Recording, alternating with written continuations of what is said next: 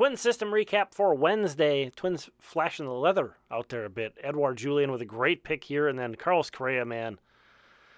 Unnatural feelings when I watch this guy throw. Just throwing that out there. I love watching Correa throw, man. That turn was beautiful. Alex Kirilloff, not known for his defense, but makes a great catch out there. A 2-out catch to end the inning. Diving catch in left field by Kirilloff. On the flip side, this should have been an inning-ending out here for Chicago. And Paul DeJong just boots it, 2 runs scoring. The game ties in the top of the 6th inning on that play. Huge break for the Twins, who were trailing 4-2 in the 6th inning. So this was not easy. The Twins won 10-5. If you didn't get to see the game for, reasons, you may have said, oh, easy win. No, it was tough. Also, Buxton exited the game today, so that's tough. But Jose Miranda came in and had a 3-8 game when he came out. Willie Castro, who shifted from third to center field to take over for Buxton there, also had a 3-8 game. So one player is not going to make or break this team. And we'll talk about a guy who is probably going to get another opportunity in just a moment here. But Bailey Ober did not have his best start. He'd been rolling. Struggled more in this one, but 6 innings. It was looking rough early, but kind of righted the ship and ended up going 6. So, again, 10th straight win for the Twins. My goodness. And this guy here, again, injuries open the door for other guys. And Austin Martin, who was just recently sent down, is, probably the logical call-up. Should Buxton need a stint on the IL? Such an aggressive and confident base runner, man. Busting it out of the box, gets a double there. He's going to get another double here, but this might have been an inside the park homer if this ball doesn't go out of play and end up as a ground rule double.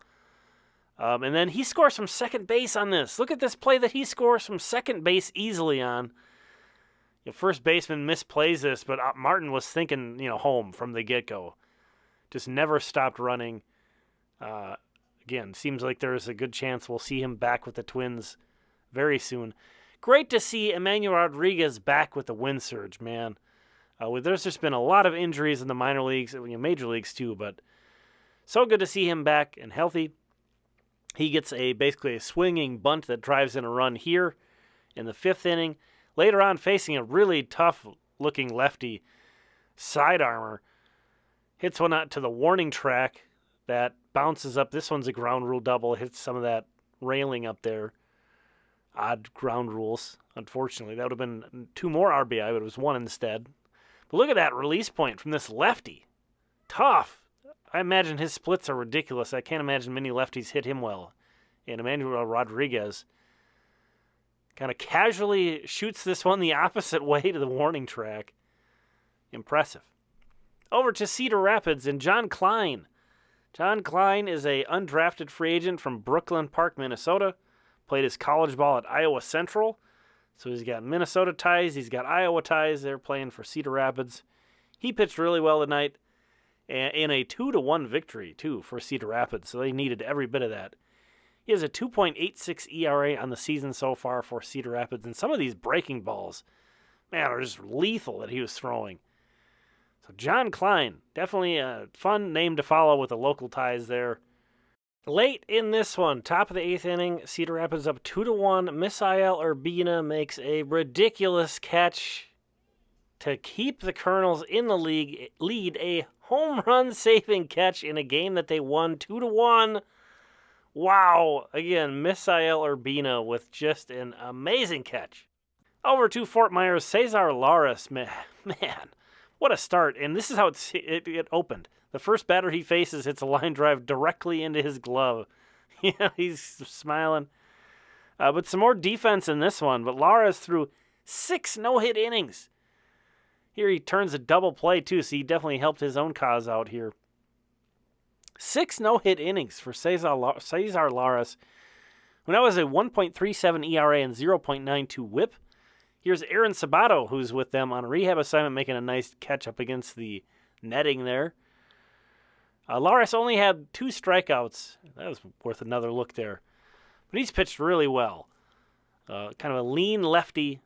Omari Daniel with a beautiful play on this bunt attempt. So lots of good defense. Good. We don't get to talk about defense enough in these recaps. We're kind of condensing things down. Beautiful, aggressive charge in there from Omari Daniel, 19-year-old guy. This team is so young. Jose Rodriguez, 18 years old, big, strong guy, crushes this one. A no-doubter for a home run in a game in which the Mighty Muscles won after they only scored 2 runs. That was a huge home run for them. Here's a look at the starting pitchers. Again, John Klein and Cesar Lares were great. Pearson Ole gives up 5 runs in 6 innings, but only 1 earned. Joe Gunkel's been real rough for the Saints so far. Notable hitting performances. I'm going to call out that I'm going to put this out before the Wind Surge game ends. They're up by a run in the 9th inning, but I'm getting some serious extra innings vibes, and I'm not going to stick around for that one. Hopefully they pull it out, because if they do, it would be a sweep. So I'll try to swing back and update you in the comments on this one, on whether they pull that one out. But again, just so great to see Emmanuel Rodriguez back in uniform for them this evening. Thanks so much for checking this one out. We'll talk again soon.